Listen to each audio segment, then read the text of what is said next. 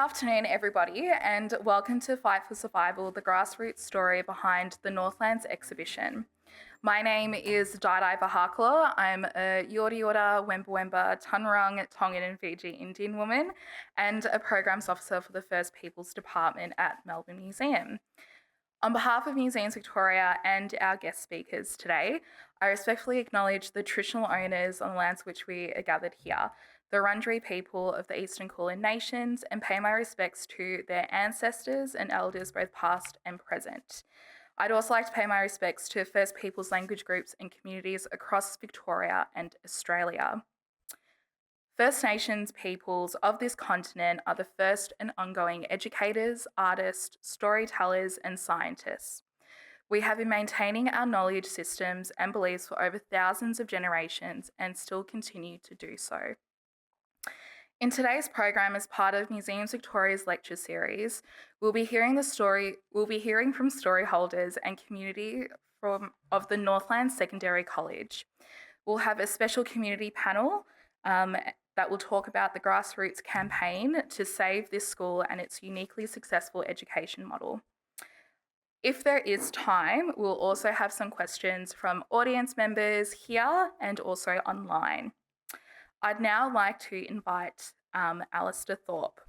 So Alistair Thorpe is a Gunai, Yorta Yorta, Gunjamara and Woiwurrung man and an elected member of First Peoples Assembly of Victoria. He is a researcher at Victoria University with a focus on research that generates on positive outcomes that improve Aboriginal health and wellbeing, in particular the health of young people. When Alistair was a Year 7 student at Northland Secondary College, when the Kennett government decided to close the school, he and his mum decided that they would attend the rebel school throughout the campaign. Alistair has been a member of the Koori Youth Will Shakespeare dance group ever since it was founded at Northlands. Please join me in welcoming Alistair. So I get the honour to introduce our first two speakers that had a significant role in the outcomes of this story. So, our first speaker, Gary Foley, is a Gumbaynggirr man, an activist, actor, historian, curator and academic. He was the key strategist of the successful campaign against the closure of Northland Secondary College by our community. His son Bruce was one of the two litigants against the state of Victoria in the Northlands Equal Opportunity case with Mufama Sinapan. Gary is now a professor in history at Victoria University, where he established the Aboriginal History Archive, which includes the guts of the Northland story. Gary has also played pivotal roles in many of the most provocative and effective Aboriginal protests and organisations of the last 50 years, including the Aboriginal Embassy, the Brisbane Commonwealth Games, the 1988 Bicentenary, and the Aboriginal Health Services of Redfern and Victoria. He has written and starred in numerous stage productions and films and was the first director of the Aboriginal Arts Board of the Australia Council. Gary went to the Royal Commission into Aboriginal Deaths in Custody and was the senior curator for South Eastern Australia at Museum Victoria from 2001 to 2005. Can everyone give a hand to Gary Foley?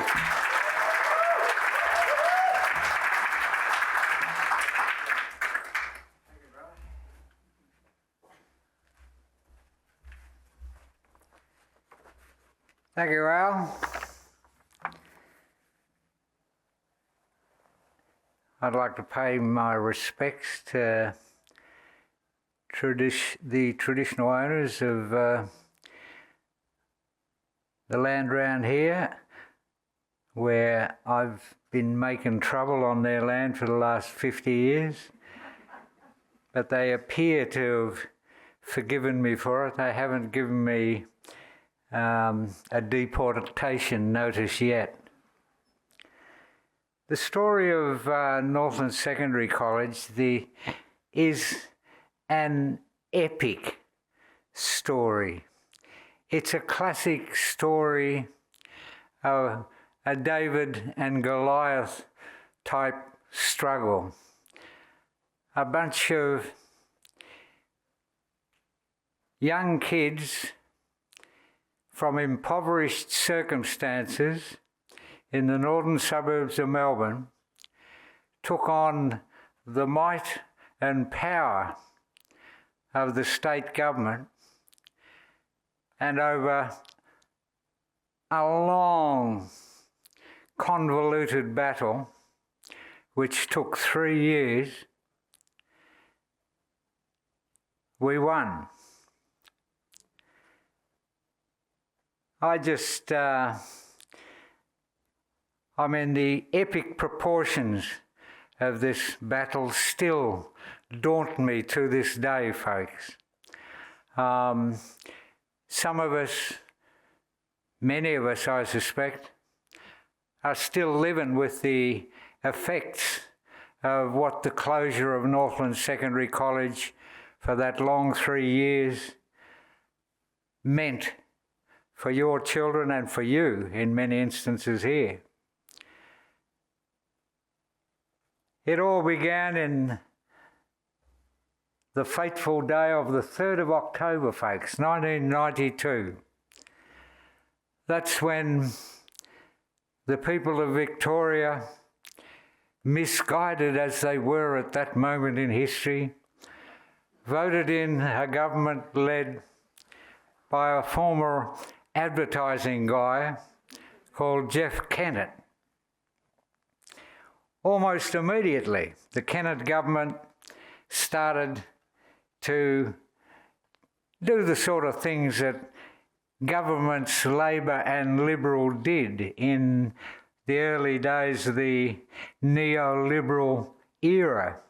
And one of the things they started doing was flogging off schools.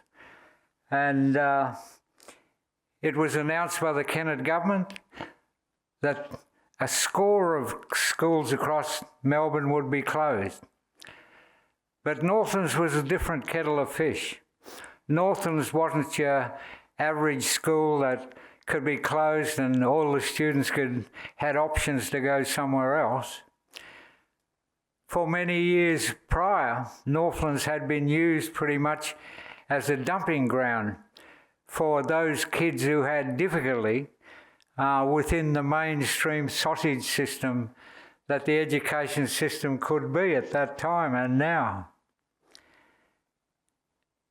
And it was only through the dedication of parents and a key group of staff who took those kids in and developed a unique program that enabled these young people who couldn't perform in the mainstream under the pressure of that were suddenly able to perform. Among those kids was my son Bruce. Bruce had had a troubled upbringing in New South Wales. In fact, his mother, hope he's not here, in which case he won't mind me invoking his name, because it's an important part of the story. Bruce was one of those sort of kids who had difficulty with the mainstream system, and when he came to stay with me, he had the distinction of being the most notorious truant in the New South Wales education system. And as Bruce will tell you, we tried a few schools around Melbourne to begin with, these trendy, progressive schools. None of that worked. When he started going to Northlands, he changed, as did many other young people who'd been discarded by the mainstream. So Northlands was significant and important.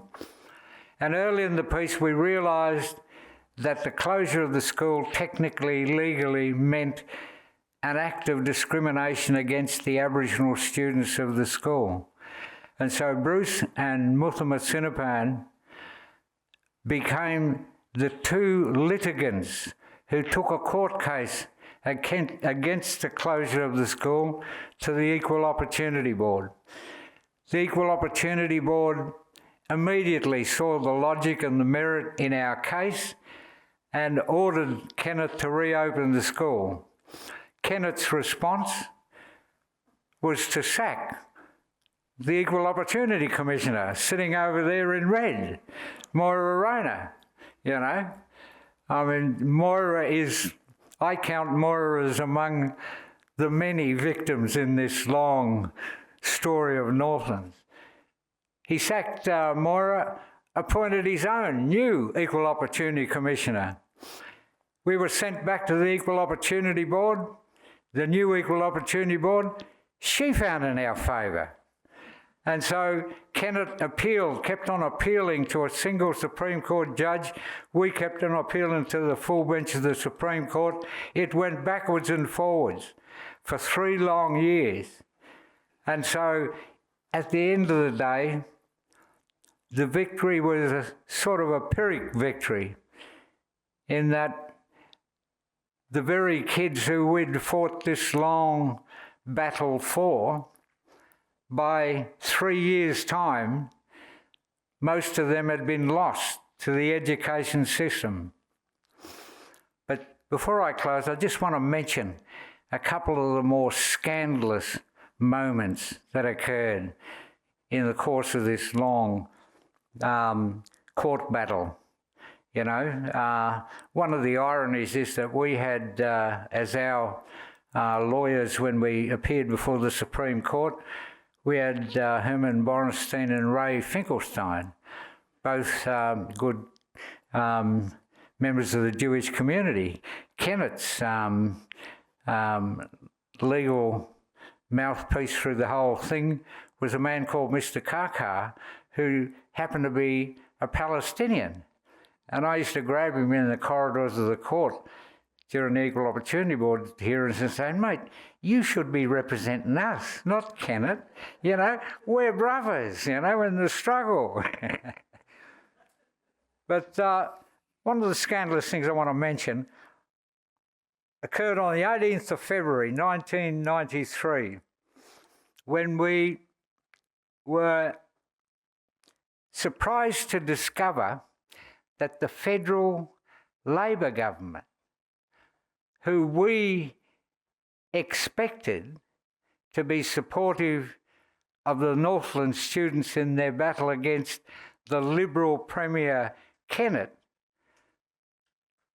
on the 18th of February 1993, the Federal Minister for Aboriginal Affairs, Robert Tickner, and you can boo and hiss, folks, Robert Tickner announced a major grant to the state government's Aboriginal advisory body, VAI, in order that they could set up these alternative schools. And the sole purpose of this exercise on Kenneth's part was to create the illusion that the Northlands kids did have an alternative place to go. Because our argument was the closure of Northlands left everyone with no place to go. Now, as part of our little strategy of illustrating that to the general public, Jeff Kennett at one stage in the battle was loudly proclaiming, these kids can go to any school. And so I rounded up our kids one day and I said, listen, Jeff Kennett reckons you kids can go to any school.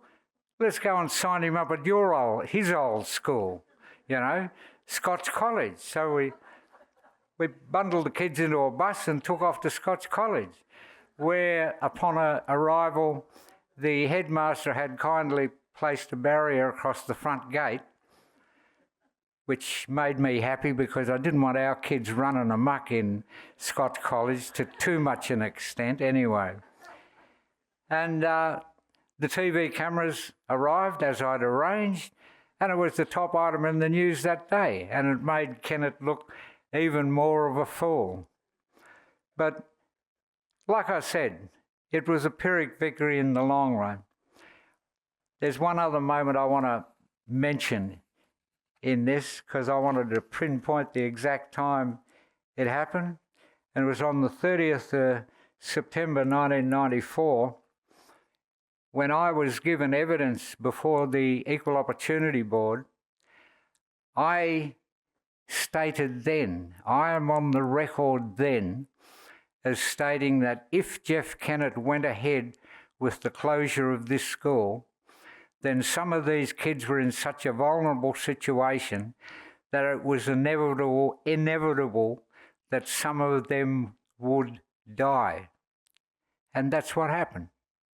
And that's the reason why, in closing, folks, I'm going to tell you, those of you who don't know, it is my intention, and I think it's the intention of others up here on the stage, to have Jeff Kennett subpoenaed to appear before the Truth Commission in a community public hearing where those families whose lives were adversely affected by Kennett's closure of that school can confront him and make him sit there and hear their stories.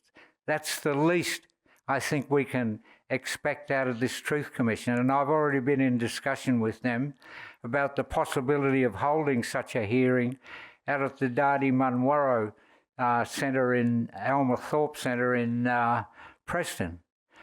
And further to that, I would be arguing in a submission to the Truth Commission that the Truth Commission should recommend that the state government offer compensation to those families that were affected by the actions of Jeff Kennett. And in doing so, make the point to the broader Australian community anyway, that the Truth Commission is not just about, talking about things that happened 150 years ago, things that they can just have a nice little apology for and then think that all's sweet and dandy.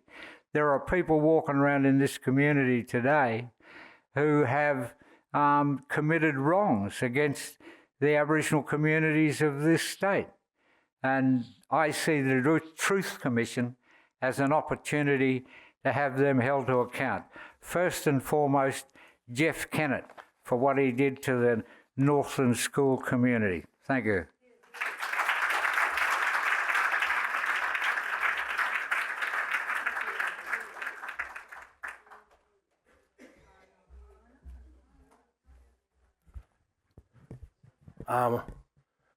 Can we just give Gary Foley another round of applause, I think, for his role and for that. And as you walk out, I think I'm going to echo his suggestion around the York Commission. I think it's a really critical mechanism that we've got now to address these kind of injustices, and I'll be totally supporting that submission. Well, a hard act to follow, but we'll try.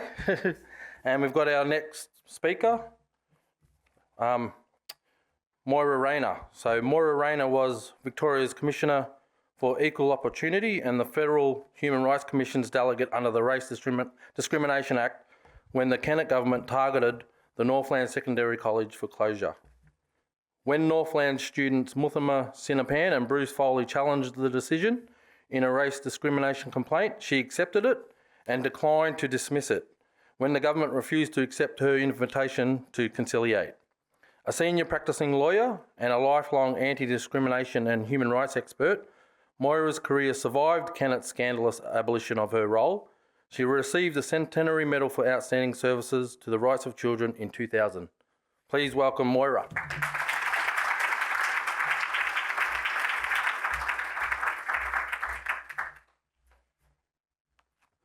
Thank you, Al. Look, my Northland story is not the grassroots one. It's about how governments, all governments, treat civil liberties from the point of view of an insider. And I too acknowledge the traditional owners of the land we're meeting on, and without going through a rote preparation, just point out that I have always felt, because I was born and brought up and educated initially in New Zealand, that acknowledgement of our ancestors and the trail of responsibilities that arise from what they fought for and how they were dealt with by the colonial practices of the 17th, 18th, 19th, 20th and 21st century, because they're still alive. We need to acknowledge the wrongs as well as the rights, and to make it appropriate to include any reference to rights and responsibilities, not on the basis of race, but on the basis of decent, humane treatment of all human beings, especially First Nations. And to explain to you why, I'm going to tell you just briefly that I have an absolutely outrageous history in that regard.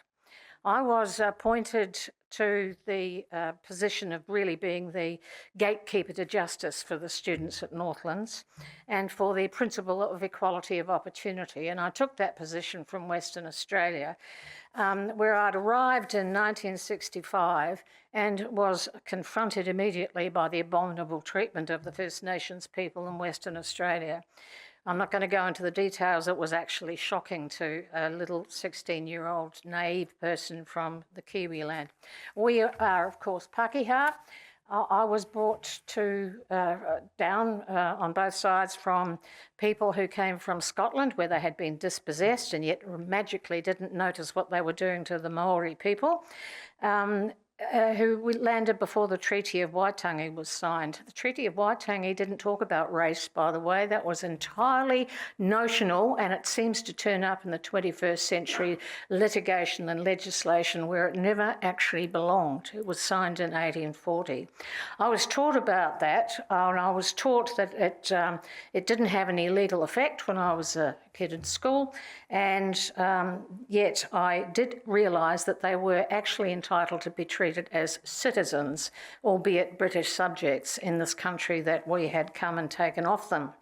I wasn't taught, however, that my great-great-grandfather had led the private militia to invade Parihaka, which was a huge pacifist sovereign settlement in Taranaki in the North Island, never ceded by Maori owners and led by a Christian called Te Whiti, and he laid it to waste on the 5th of November 1881 and divvied up the proceeds to a whole bunch of Pākehās who had no right to it. Nor was I told that as a Member of Parliament and later the Minister for Native Affairs, my great-great-grandfather wrote and had Parliament pass laws subjecting all and any Maori people to be jailed without trial or review indefinitely in 1880, just beforehand. So Parihaka was wiped out without fighting back. His people were dealt with as criminals. Te Whiti died in a Dunedin jail, and I discovered all this after I'd come to Australia and seen what was happening here. My great-great-grandfather sued the historian who accused him of barbaric behaviour for defamation, and I'm just telling you that the law is never enough because he bloody won. He won. Not in New Zealand, of course, but because this was a mere colony, my great-great-grandfather, I'm not going to even name him, sued in England, and Maori witnesses were not actually heard about what actually happened. So I had a bit of baggage that I carried with me by the time I became the Commissioner for Equal Opportunity. Now, my job was actually not that important, except I was the gatekeeper. If you wanted to raise an issue about a breach of the equal opportunity legislation under state law or federal law, you had to come to me. That was what the law was then. That was what Kennett got rid of when he also got rid of me. I, at that time, was also the chair of the National Children's and Youth Law Centre, and I've been a long-time advocate of young people's rights for more than 20 years.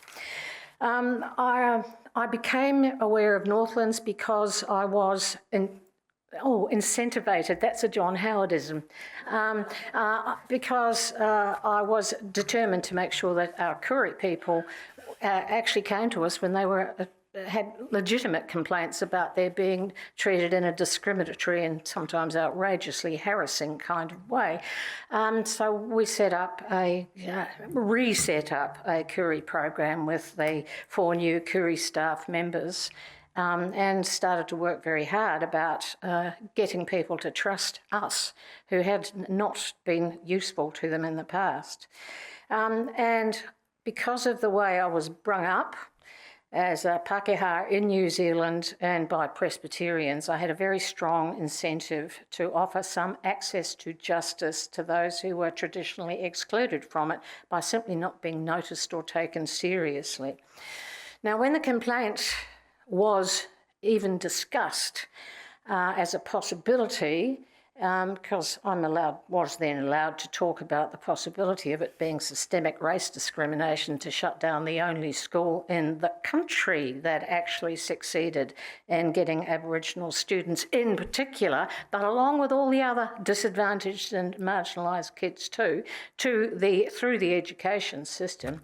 I actually got a warning by Jeff Kennett, not only through third parties who would ring me in the late hours at night in my home in Fitzroy, to reject the complaint. And he actually said on radio about this time, because it was government policy to close it, so the Equal Opportunity Act didn't matter anymore and I should do what I was told. I declined to do so. I was then summoned to a meeting to the Secretary of the Education Department, and I turned up there on my own, and one Mr. Jeff Spring turned up there looking his best like a gangster, unshaven and threatening. He actually threatened me about accepting a complaint about discriminatory decision-making by Mr. Kennett, because it was, of course, government policy. Jeff Spring, in case you didn't know, had closed down Indigenous schools in the Northern Territory at the behest of the then government of the Northern Territory, and that was why he was brought in to do the same with the Victorian government's desires.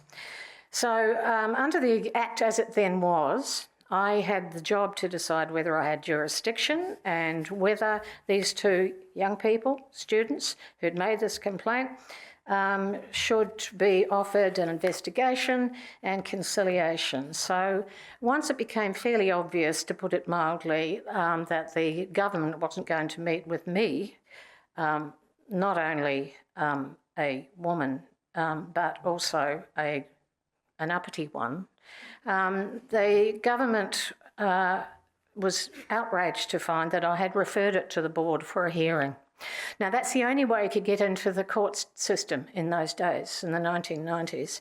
Had to go past me, had to go to the board. The board, to my delight, and I must say a little bit of surprise, courageously did their best. Their very, very best under the then President, Margaret Ritzkala, who's now a county court judge, and two other members who were very experienced in the matter, and they held it up and said, as you know, don't close Northlands. And the government then appealed, as you've already heard. And a single judge reversed the decision on spurious grounds, and as Gary has told you, later the full bench of the appeal court reversed the decision. And this is what matters to me most. Two things. One was my referral to the board was on almost exactly the 110th anniversary of the destruction of Parahaka, and the 111th anniversary of my great-grandfather's destruction of all civil liberties from the British subjects who happened to be Maori, First Nations in New Zealand, because of their race. When the board actually proceeded and were overturned on appeal, I was distressed, not surprisingly, and I was particularly interested about what the outcome of an appeal might be, because I knew that the Supreme Court of Victoria was pretty well unaware of the importance of human rights legislation and the act that had been set up and came into effect in 1977. And at the time that it went to appeal, I, being a former Presbyterian and therefore somewhat pessimistic, didn't expect it to uphold the appeal. I was actually at a meeting of the board of the National Children's and Youth Law Centre in Sydney, and when they announced the outcome, I burst into tears in front of everybody, and not a pretty sight, I must say. But the thing that I need to say to you today is, what is outrageous is that this has been written out of history.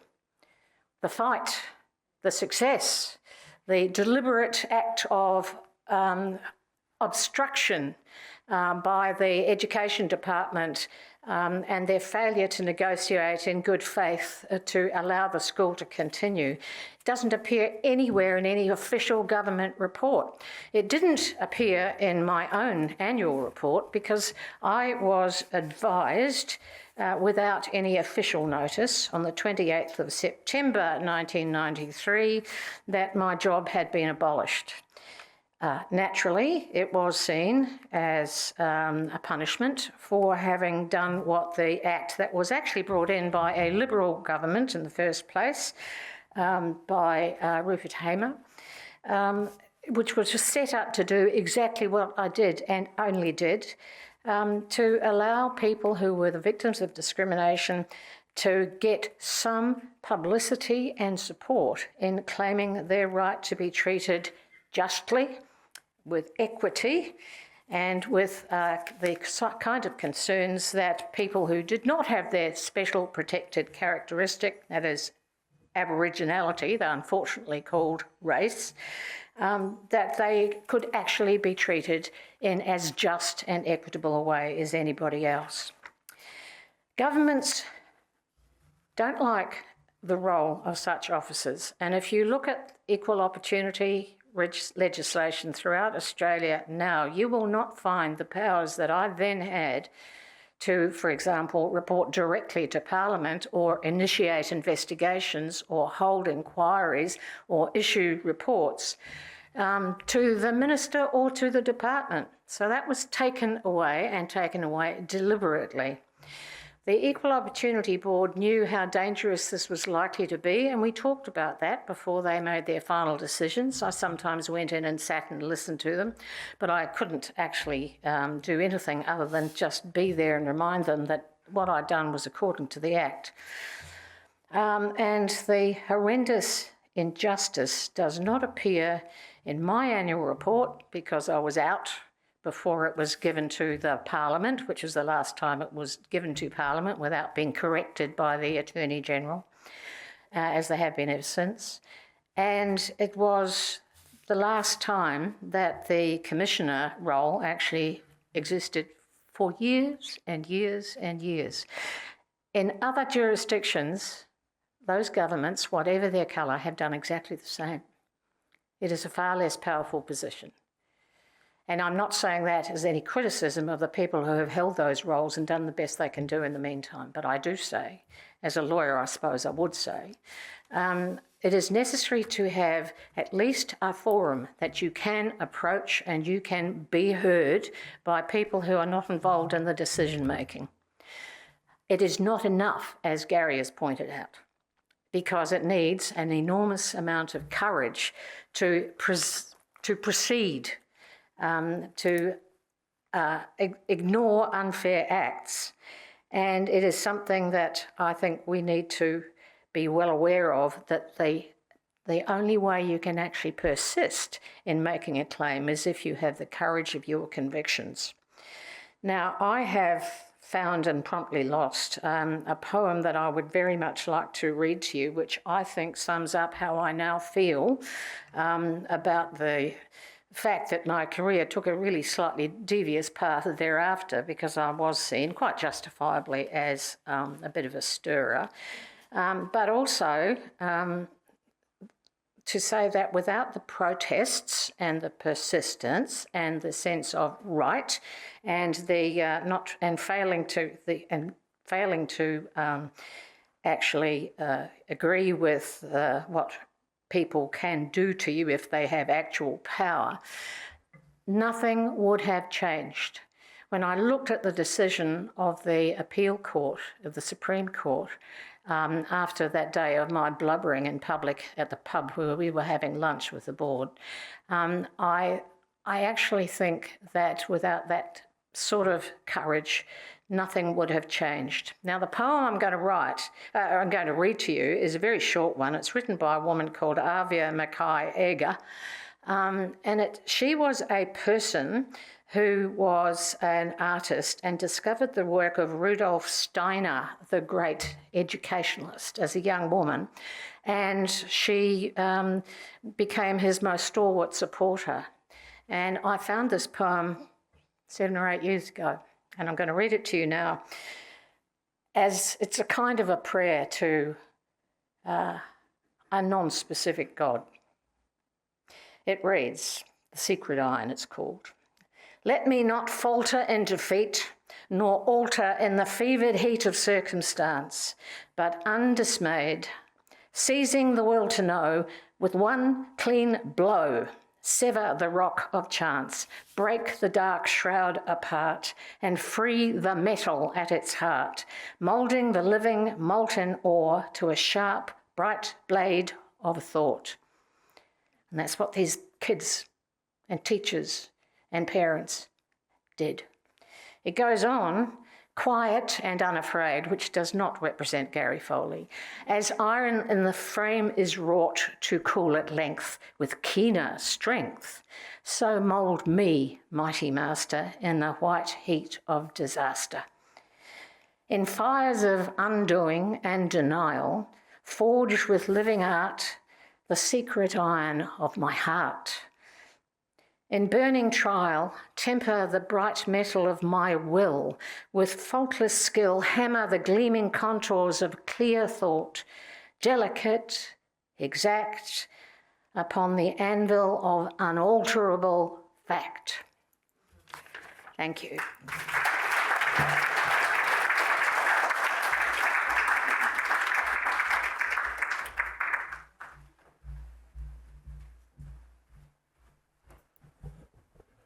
Can we thank Moira again for that?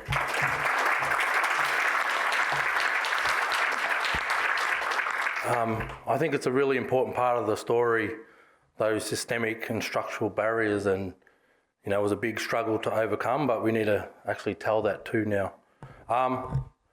This next part is a panel, but first I'd like to introduce our panel facilitator.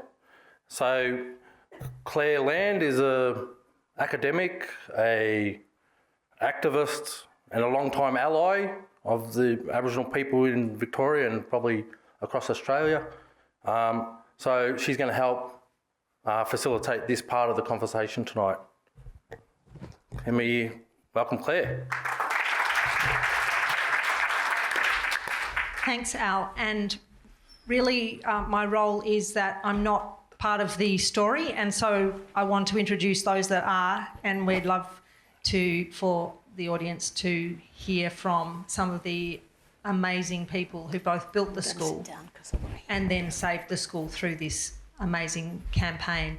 And basically a lot of people in the audience are part of the panel, so I'm wanting to call a number of people up. Firstly, those with us already on stage, Al Thorpe will be part of the panel, so you get to have a chance to say a bit more. Lynn Thorpe, who was one of the 2 Koori educators at Northland Secondary College, and before that Preston East Tech School. And someone who's listening through the live stream today is Deirdre Bucks, so I think we all want to send her...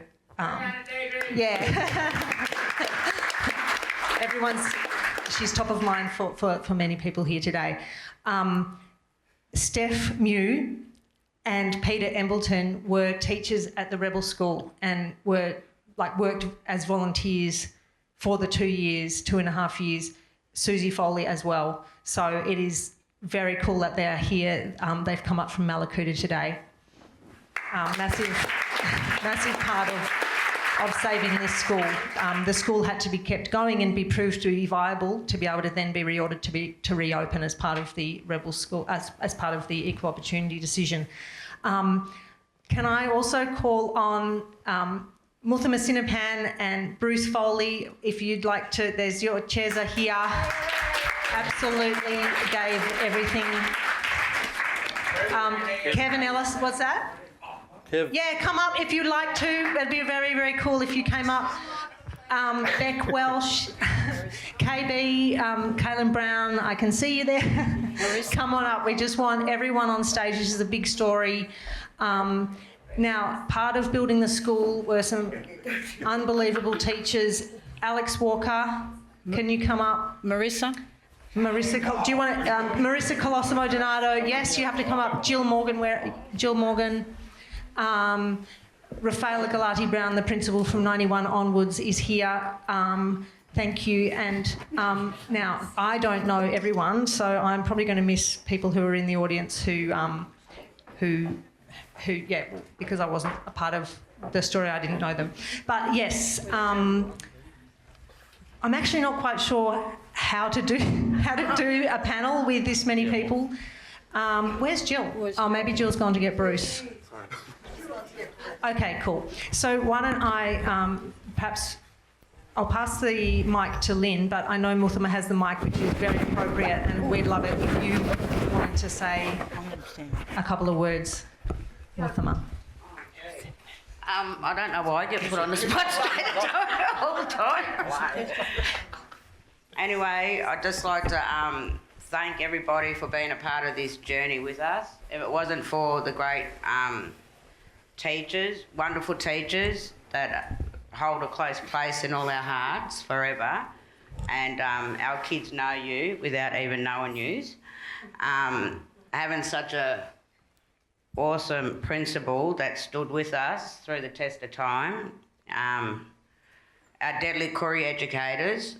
Never went to school with Koori educators before, and well, as far as I'm concerned, they're the best. Yeah, might be a bit biased, but I don't.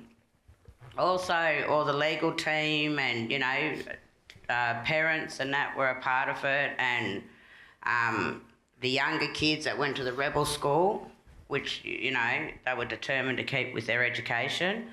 And yeah, and like I went to 3 Year 12 schools in 1 year just to, you know, make it through high school. But that was because I was a bit older than these other ones. So, yeah. But, yeah, no, thank you, everyone, for being a part of this journey, and I wouldn't change it for anything. So, yeah. Jill. Thank you, Muthama. Jill Morgan, come down. Morgs. I don't want to put it on people to speak if they don't want to, but just being on the stage is a big part of the story. Rafaela, would you like to come up on stage? But yeah, how about, I mean, I would love it if, Walker, if you want to say a few words. I mean, Walker and Jill were two of the teachers who worked very, very closely with Lynn and Deirdre in the Performing Arts Sub-School, where a lot of the students' talents were blossomed, and also math skills and you know, tech skills through actually setting up the stage and doing the lighting for the real life stories that were shown through that integrated curriculum. So that sort of stuff was just to get out of the mood of everything else, setting up lighting. That just was something easy to do without thinking about. The real thought goes back, and it goes back to when Bill Maxwell walked into the place, that he said every student had something special about them. You needed to go and find what it was to help them, and they would succeed at that. And that was across the whole school. And we ran sweep programs and assistant programs for the schools, setting up secretaries. We ran all sorts of things like that, a great music program. Then he worked out the school was too big as far as looking after the kids went. So we went into sub-schools, and that had 2 or 3 different types of sub-schools over the time I was there, just to make sure we got to know the kids and we got to know what they were special at, and to make sure they got a chance to do what they were special at. Every kid's got some special talent. Some is just to sit down and read books and get, you know, 99 point whatever it is and they need for uni. Other kids is to sing, to dance, to build things. And we and we had lots of kids who had trouble at school because school wasn't for them in sitting down with and doing all the reading and writing all at once. They needed to get comfortable in a place to be able to do it. And someone like Muthama did that. Bruce and I had a great relationship over 2.5 years, but he changed enormously in that time. From when he walked into the place, because he walked into the place and looked me in the eye, and I thought, oh, this is going to be good fun. And yeah, he had his own way, but he was given a chance to do things, and he had special talents, and so did all the other kids like Coops and that. They could really do things, and really do things well. And one of Archie's boys wasn't allowed to go to the SBS with us one night because he hadn't done whatever Jill had set him to do. So he disappeared from school, and we put the kids in the bus. He was in the SBS studios before we could get the kids in the bus there. No, there's a special talent he had. He could actually move around and get anywhere he wanted without any help from anyone, and he was about knee-high to nothing. But when the place got closed, the other story about Kennett was the schools with over 350 kids secondary schools were going to stay open. We had put in our figures for the next year at something like 375, and I can remember reading the government form that came back. They had us at 411. So we were well over, according to their government's figures, well over the 350. And that was the thing I can remember of Fayla going off to a meeting, and I think she felt pretty comfortable that we weren't going to be, until she got there and she got sent to a special room while all the rest of the principals got pushed into, the ones that weren't getting closed got pushed into a bigger room. They got given information and the others came out. So that was the other side of the story. We were in, their figures, the government figures were greater than our figures, but both figures were over the 350. So that decision, the closure decision, was a controversial one. Kevin Ellis, I know you've got the mic. You've got the mic there. I don't know if you want to have a say. I mean, Kevin's like Bruce's talents have been mentioned. I mean, he's got artwork in the show that's through the museum. Kevin Ellis has had work in a previous exhibition for this story. So there's different ways that people tell their part of the story. Yeah, well, as long as I can remember, all the teachers used to say to me, Kevin, you're going to be an artist, you know, with the paperwork, all the work that I had to do, I'll turn it over and draw. But I'll finish it eventually. But yeah, I used to just draw a lot. And now look at me, 23 years now, well, successful artist now. Pass it on to my daughters now and stuff.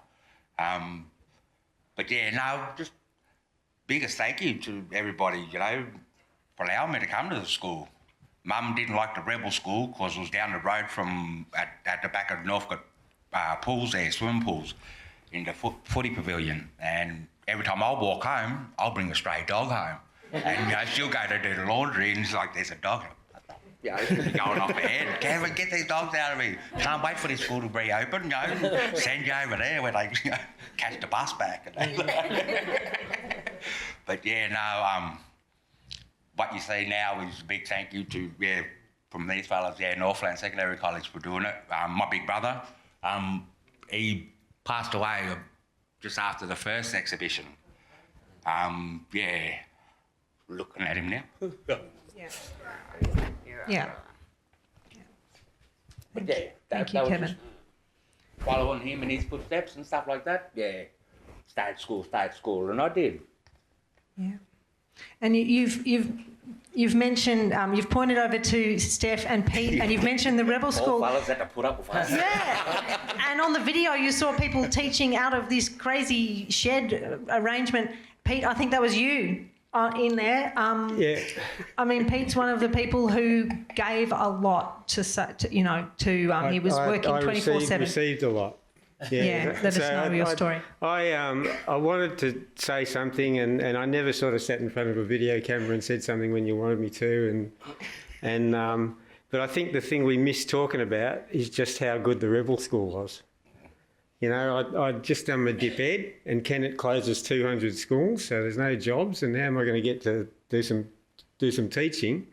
And I came down and volunteered, and I found a community. It was just bloody fantastic. I don't think I'd ever been in a part of a community in Australia. I I don't think there are communities like this anywhere else. And I've met my wife. We've got 3 kids now. And The art teacher at the Rebel School. and another big thing was that we had our second principal, really, Deirdre Bucks, was there the whole time. And really it was a lot of beginning teachers coming in, getting thrown into a pot, but we had that leadership, and Lynn. Exactly. And, you know, you really learn something from Deirdre. I feel really guilty that I haven't spoken to her maybe for years now. Yeah, I'll say hello now. They go back to But she made our life, really. She did. And the Rebel School, I don't know, the kids that sort of didn't go to many other schools and just went there. I've been to lots of schools. I've been teaching since then. We had a great thing, you know. And when I'm teaching, I'm trying to reproduce that in my classes. You guys learned a lot too. I think, yeah. Yeah, we learned. I think Pete and I learned more than we taught, really, didn't we? Yeah, definitely. It sort of shaped the way we go about our teaching for the rest of our lives. And I remember the first time I turned up at the Rebel School, and I thought, what the hell am I doing? And I'd honestly, which is really hard for me to say, but I'd never really met an Aboriginal person before. And it was just, it was huge. And I couldn't believe how, Deirdre thought I was a spy. I must say, she thought I was a spy because I was one of these diligent, scholarly types, and I used to carry around a notebook everywhere, and I was writing things down all the time, and she'd sit there with a cigarette and she'd go, "You're not a spy." And I was just like, and then when the one time that she wanted me to write things down, because someone would come in for a meeting and she said, "Steph, did you get all that down?" I said, "No, I didn't. I've given up on doing all that now." And she said, I think it was when someone came in about that annex, the annex that they had suggested, and that there was a principal from one of the other schools who'd come in to talk with her about this annex, and I think she thought I would have been taking notes or something, and I hadn't. But anyway, yeah. But it was definitely one of the most special things that I've ever done, and we've tried to pass those things on to our kids, and just that sort of sense of equality, and we hope we've done it. I mean, it was easy for Pete and I too. Like the things that happened at that school, one of the things I remember was at the Northlands footy ground, and a couple of kids were late. I think it was Patricia's boys. Not Chris. Anthony, yeah. Anthony was late and on his bike, and there was another boy too.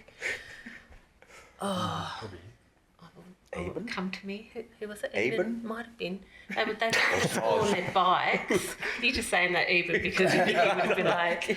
And they were coming to school on their bikes, and they'd been pulled over by the police and searched in the morning, and that's the reason they were late. And I just didn't understand that. That was just not a part of my existence. You'd ride your bike to school in the morning and you wouldn't be hassled by the police, and I just didn't understand that these things went on. And gradually, it was just such a big eye-opener for me. It's just, I could go on and on and on about those things. So thank you, guys. Yeah, and I know Jill Morgan and Marissa have also talked about learning so much and learning about the racism that the students were experiencing was an eye-opener sometimes. Marissa was the media teacher at the school, and actually she and some of the students took footage, videoed some of the rallies, the Scotch College rally and all this sort of stuff. So we've got original footage still from that time. So they were using their media skills, and the students were behind the camera as well. That Scotch College excursion was incredible. I remember, honestly, the people at Scotch the faces of fear when we rocked up was seriously, they were seriously worried that I think there was going to be some riot or something, which was hilarious. But the thing I remember the most was all the kids in the bus when they got out and Gary saying, "Now, doesn't your school look like this? Look at these grounds. Look at all the money spent." And ours was the exact opposite. Our school was absolutely falling to bits with no funding. Every time we asked for anything, it was knocked back. So I think that was such... I'd never been to Scotch College either. So for me, it was like, wow, this really is how the rest, or the 10%... are educated. So that was a really big thing. And the kids were like, "This isn't fair. This is crap. Look at this. Look at that." It was quite funny. I think one of the things that I remember really fondly was the excursion or the camp we went to Halls Gap. And that was really, really, really special. And when we were out on the cliff faces and stuff, the feeling we got was pretty remarkable, and all the different cultural things we were able to do, I felt so privileged and honoured to have been part of. Even the eating of the kangaroo, which I didn't like, but everyone else, like Amos and everyone, they just thought it was hilarious because I couldn't eat it. I was going to dry reach because I was also just coming out of being a vegan. So it was really bad. But that was such an amazing excursion. But also, Northland Secondary as a school was incredible. It really, truly was. We ran homework centres after class. I was at your place a lot. We had breakfast programs in the morning. We just did so many things to make it an extension of home, essentially. And we all learnt a lot from each other. So that's my contribution. Yeah, and I think even though the buildings were really run down, there was so much richness within the buildings because that was the people. And it was a community, and I taught drama, and we used the arts and culture as a way of having a dialogue, a really positive dialogue, and learning from each other. And like Steph said, there were a lot of people who arrived at that school had never met an Aboriginal person.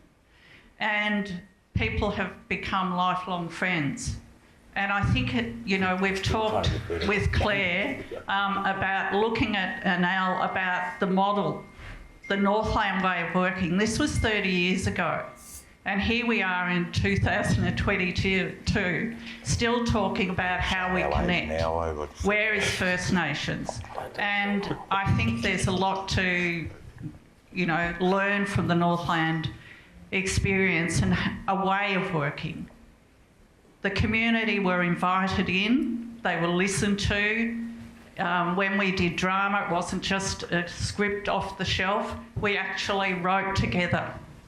And it was about the kids' experience, what they were involved in, and they wrote the scripts and we performed them. We performed them at the League, in the Next Wave Festival, all over.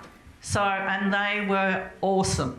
There was so much talent. So, and I think what the curriculum did was bring out that talent and also respect for each other. So, yeah. Awesome. Can I actually just see if Kaylin Brown or Beck Welsh would like to say something? I know, Kaylin, you were probably in primary school when this started, but you've had a very strong connection with the Northland story. Yeah. Pardon me. Yeah, so I was a young fella when going through. I remember my brother and all the cousins going to the schools and all that sort of stuff, but I was lucky enough to go to Northlands in the 2000s. So just after that, the school was running pretty strong then. There was a big heap of Koori kids. I reckon I remember we used to do this French class and we used to get a chance to go to New Caledonia, and I reckon there would have been 100 Koori kids walking around Northlands speaking French. So yeah, there's some of the memories that I've got. But in saying that, you're right. It's funny how a lot of things from the 90s to 2000s, things didn't change for us living in Preston. going to school, getting harassed on the way to school, on the bus, and there's coppers jumping on looking for someone and taking off the bus and you're late for school. All those things have an impact on us. And all we wanted to do was learn. All we wanted to do was go to school, see our cousins, play footy, dance, traditional dancing. John Staley had a huge impact on myself, especially through the drama. Done a number of plays and we got the chance to travel, and it was fun. It was really good times for us. So things like this, and some of the stuff I didn't know, what happened because I was only a kid, and it really opened my eyes up, for seeing my bigger brothers and sisters, some of the struggles that they went through that paved the way for us in the 2000 kids. So we had a place to learn and succeed and do things. I'd take my hat off to them. But I've run a successful plumbing company now, and the kids I went to school with, other kids would think, you went to Northlands, you're not going anywhere. That's what they used to say to us. But we used to flog them at footy, flog them at basketball. So that's where we'd get them. But there's a lot of good stories of our mob coming out of that school that are successful and doing really well now for their families and their communities. So thanks for that, everyone. Pete, everyone, Auntie Lynn, and Rafaelas down there. Had a huge impact on my family. All my family went through Northlands. My brothers, 3 older brothers. And they're all doing really well now, and it's been good. Beautiful. Beck Welsh. I come from a primary school in Fairfield, and I think me and my brothers were the only Koori kids in the school. And I don't know how, when I got to grade 6, going through that transition phase to year 7, and you go and visit the high schools and that, I don't know how North Preston East Tech got on my radar, but it did. And so I actually travelled past 2 high schools to get to that school. And then my brothers followed through, and then my sister eventually. But that school brought so much to me and my family in terms of not only education, but that sense of community and that culture connection and spirit and proudness. And I didn't have any aspirations in primary school, but once I got to high school, I got to a point where I was starting to think about, what do I want to do when I leave school? And if we knew it or not, we were on track to finish year 12. Yeah.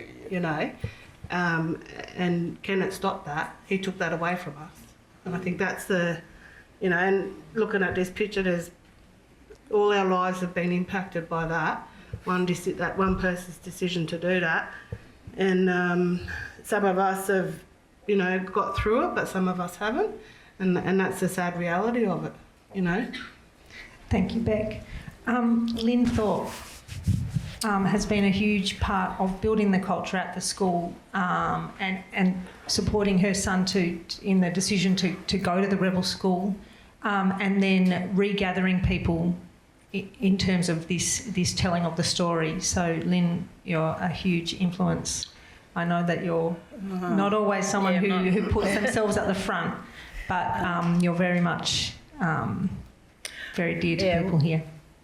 I think I'm just one of those people who like to work in the background, but I think the things that are most important that have been coming through for everyone is that, that it actually enabled us to be able to contribute to that space, was the strong sense of community that we were able to build on, through the kids, through the families.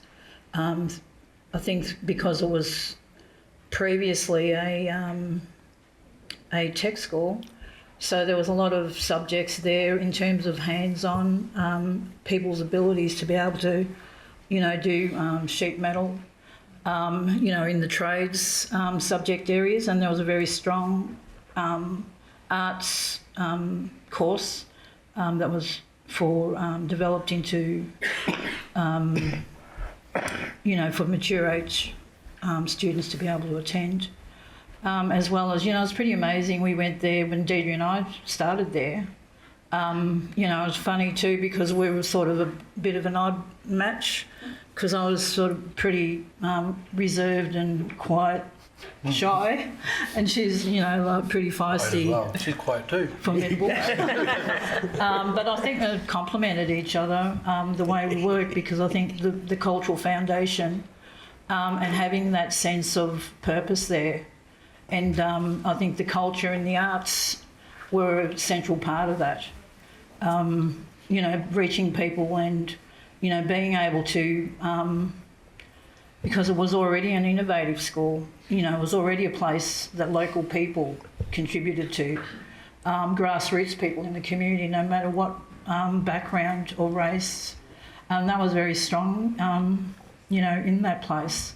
And, you know, Bill Maxwell's vision, you know, to focus on the students' needs and, you know, for their skills and, you know, knowledge that they walk into the classroom with and strengths that they had, for that to be able to grow and for them to be able to feel that they could be in a place where that's actually valued and acknowledged and given opportunities to grow that. And, you know, the pride and I think the sense of cultural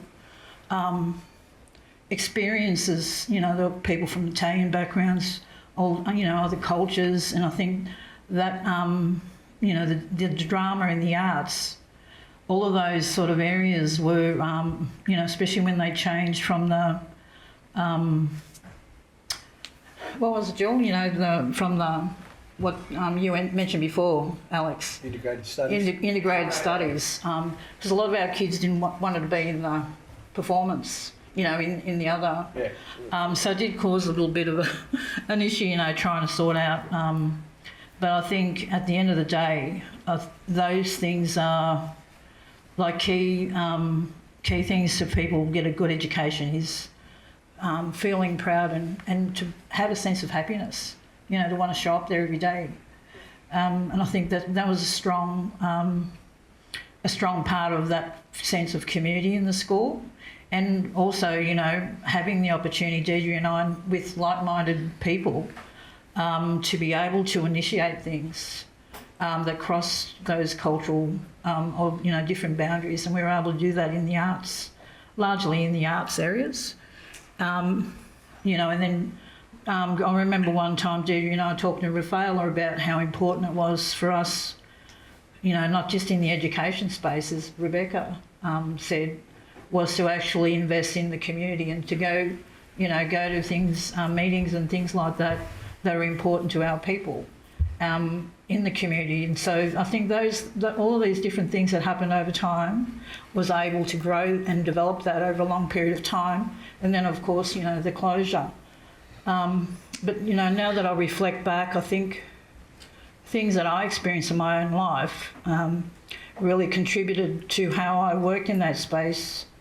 As Steph and Pete were talking about, you know, which you don't really realise was, you know, when I first came to Melbourne, I was a very quiet, shy girl, and that's where I met Foley, was at the Swinburne Community Organisation course, and I'd learned, you know, I think I'd been protected from that history, black history, and along with KB's, you know, KB's mum and Alan Brown and a lot of other people who did that course also. My ex-husband, Alistair Thorpe, Al's dad, I think that course only ran for 3 years, but it was life-changing for me to actually understand, you know, the history that occurred, you know, and why things are the way they are. And how it sort of gives you a purpose and a strength, you know, in terms of, you know, knowing our ancestors and our people to be able to do the right thing by our ancestors, and also not only our ancestors but also, you know, a sense of responsibility to the broader community, and to try and work with others to actually make this place a better place for our future generations, you know, and what all those contributions mean, being able to appreciate different ways of working and knowing and being, and to not leave things in the past, but to, you know, I think history is a very important part of that, and we need to be able, that it needs to be an ongoing discussion, and it really should be in schools, we need it as a people.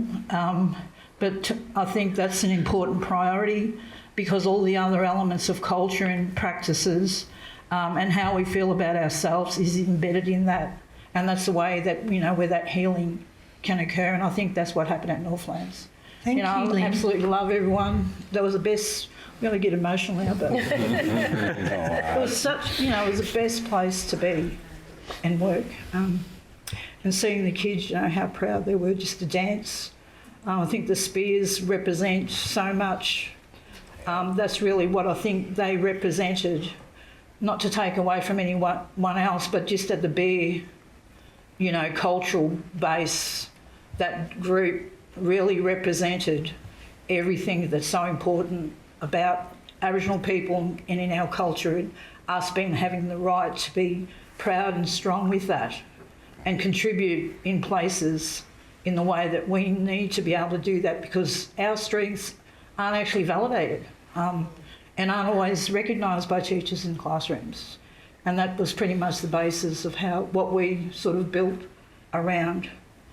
But yeah, I'll just leave it there. But I think once I start talking, I start going off into different streams. Yeah. But that's a beautiful.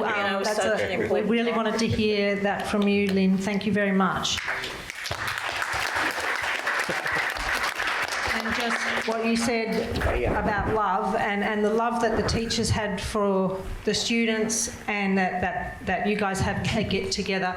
We do need to wrap up, but I really love it if Bruce, you could come up. We just want to cuddle. I was going to say that, Bruce. You're missing out in Bruce. You need to be up we here. want one last, a very short word from Rafaela. But yeah, Bruce, we've got to have you up here because we want to cuddle. And if there's anyone else, there's different people. There's one of our sponsors in the room from the Inner North Foundation. Any more money? Someone who kept... There's someone down here who kept footage for years for us for our history project. Anyway, Rafaela, we only have about 3 seconds. Look, you've heard from them. When I became principal, I took on what Bill Maxwell always said, which is love your students. And that's what I've expected always of all of our teachers. And at Northlands, we loved our students. And I learned so much as principal from Deirdre, from Lynn, about how to be inclusive, what it really meant, what inclusiveness really looked like. And we were a school that was practicing reconciliation way before it became a trendy word. And we were not a failing school. We were a lighthouse school. We were building two-seated Zenith aircraft. We were integrating students with disabilities, and the government was showing videos about that. We were doing, our staff were doing professional development on how to include and how to teach Aboriginal students, Koori students, how to include parents, how to make sure that parents felt safe when they walked into a school. We had teachers that actually got the what's now the Victorian Curriculum Assessment Authority, then it was the Board of Studies, to change the text that they were teaching at Year 12 and Year 11 that were compulsory to include the Indigenous voice. So, we were really at the forefront, and we were a really successful school. We had over 483 students. We were going to be 500 the year after. And we were closed, and everybody was shocked because we'd been singled out in the Royal Commission to Death in Custody for the absolute success of our approach, and it was an absolute travesty. I'm really glad that you're going to really go after Kenneth because he makes my blood boil every time I see him on TV. And the fact that he even got to be the head of the Beyond Blue when he was so distracted, not just in closure of schools and destroying lives, but also in all the other things he closed, including respite care for students, for young people who had nowhere to go, needed a break from their parents. All the destruction he did. So I'm really glad. Yes. Because so many of our students suffered. We had students. I was moved to another school. Now, Rafaela, we're going to have to wrap you. I'm so sorry. There is a lot to this story. Bruce, Foley, if you want to say the last word, and then we're gonna have to wrap this up. But Moira and Foley, if you want to come up, we're going to have photos and be together on stage. I'd just like Bruce. to say thank you to everyone for supporting and stuff. He said thank you for all the support. Thank Thank you, Di for having us. Can we get another round of applause for these amazing people? Moira and Foley.